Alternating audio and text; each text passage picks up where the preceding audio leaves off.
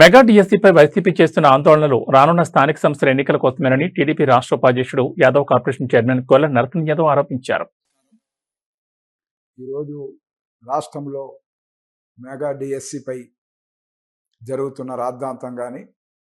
ఏదైతే జగన్మోహన్ రెడ్డి కానీ వాళ్ళ పార్టీ నేతలు చేస్తున్న నిరసన కార్యక్రమాలు కానీ గతంలో ఒకసారి చూస్తే మనము ఏదైతే జనరల్ ఎలక్షన్కు ముందు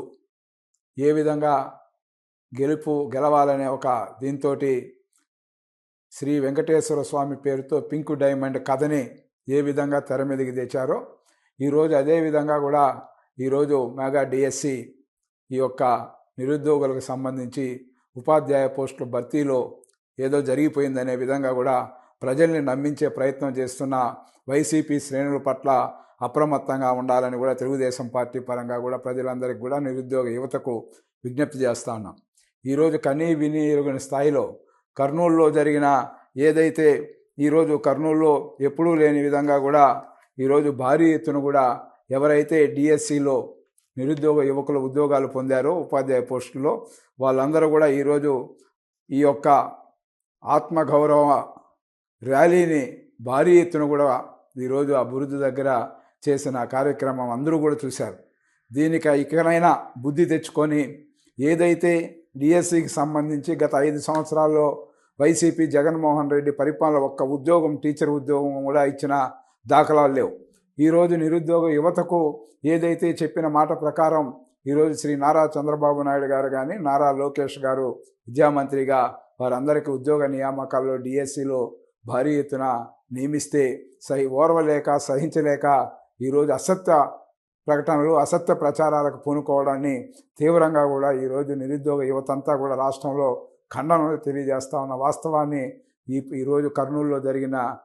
ఈ యొక్క డిఎస్సికి సంబంధించిన ఆత్మగౌరవ సభ నిదర్శనమని కూడా ఈ సందర్భంగా కూడా తెలియజేస్తూ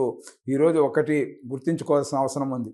ఈరోజు ఏదైతే తెలుగుదేశం పార్టీ ఎన్డీఏ కూటమి నిరుద్యోగ యువతకి ఇచ్చిన హామీలని పక్కాగా కూడా నెరవేర్చుకుంటూ పారదర్శకంగా కూడా ఎవరూ వేలెత్తి చూపని విధంగా కూడా డిఎస్సి దీన్ని నిర్వహించి ఉద్యోగ నియామకాలు జరిగిన వాస్తవం ప్రజలందరికీ తెలుసు. కానీ ఈరోజు పనిగట్టుకొని స్థానిక సంస్థలు ఎన్నికలు ఉన్నాయి కాబట్టి ఈరోజు పనిగట్టుకొని అసత్యపు ప్రకటనలు అసత్యపు ఆరోపణలు చేస్తూ రిలే నిరాహార దీక్షల పేరుతో తిరుపతిలో కూడా చూస్తే కరుణాకర్ రెడ్డి కానీ అదేవిధంగా పెద్దిరెడ్డి రామచంద్రారెడ్డి కానీ వాళ్ళ వైసీపీ శ్రేణులు ఇక్కడ చేస్తున్న ఏదైతే రిలే నిరాహార దీక్షలో ఆత్మ పరిశీలన చేసుకోవాల్సిన అవసరం ఉంది. ఏ ప్రభుత్వం అయితే గత జగన్మోహన్ రెడ్డి పరిపాలనలో నిరుద్యోగ యువతను ఏ విధంగా నమ్మించి మోసం చేశారో ప్రజలందరికీ తెలుసు. ఈరోజు తెలుగుదేశం పార్టీ ఎన్డీఏ కూటమి వచ్చిన తర్వాత యువతకు ఏదైతే అండగా ఆదర్శవంతంగా కూడా వాళ్ళ ఉద్యోగ నియామకాలు చేస్తే చూసి ఓర్వలేని ఇలాంటి నాయకులు కూడా ఈరోజు ఈ విధంగా చేయడాన్ని తీవ్రంగా కూడా ఖండిస్తూ ఏదైతే మా నారా లోకేష్ గారు బహిరంగంగా కూడా సవాలు విసిరారు. జగన్మోహన్ రెడ్డి నీకు దమ్ము ధైర్యం ఉంటే ఎక్కడ అక్రమాలు జరిగాయి ఎక్కడ అన్యాయాలు జరిగాయో తీసుకోండి రా, చర్చకు నేను సిద్ధమని నారా లోకేష్ గారు చెప్పినా కూడా చర్చకు రాని జగన్మోహన్ రెడ్డి ఈరోజు ఈ విధంగా వాళ్ళ శ్రేణులను పురిగొల్పి ఈరోజు అబద్ధాలని అసత్యాలని ప్రచారం చేసే దిశగా దీన్ని చేయడాన్ని మేము తీవ్రంగా కూడా ఖండిస్తూ ఉన్నాం. అదేవిధంగా మా ఎమ్మెల్సీలు తిరుపతిలో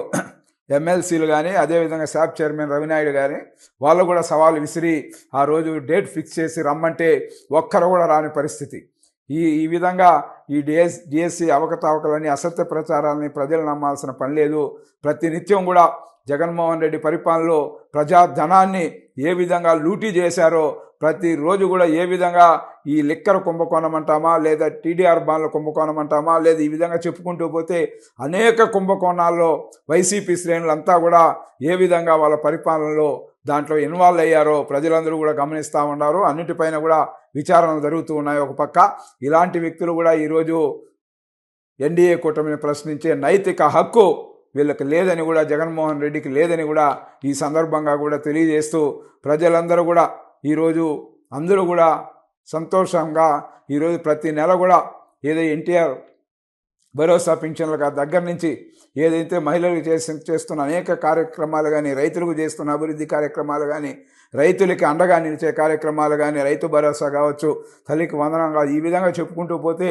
ఈ రాష్ట్రం అభివృద్ధి పదంలో నడుస్తూ ఉంటే జగన్మోహన్ రెడ్డి కానీ వాళ్ళ వైసీపీ శ్రేణులకు కానీ చూసి ఓర్వలేక ఇలాంటి అసత్య ప్రకటనలకు పూనుకోవడాన్ని తీవ్రంగా కూడా ఖండిస్తూ ప్రజలందరూ కూడా అప్రమత్తంగా ఉండాలి. Law and order problem create చేసే దిశగా వీళ్ళు ఈ విధంగా ప్రయత్నిస్తున్న దీన్ని ప్రజలందరూ కూడా తిప్పికొట్టాలని కూడా ఈ సందర్భంగా కూడా పిలిపిస్తా ఉన్నాం. ఆదర్శానికి నమ్మకానికి నారా లోకేష్ గారి యొక్క పరిపాలన కానీ ఆయన యొక్క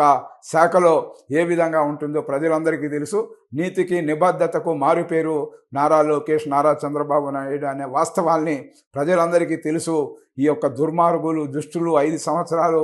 నరకాసుర పరిపాలన ఈ రాష్ట్రంలో చేసిన వీళ్ళకి కళ్ళుండి చూడలేని వీళ్ళని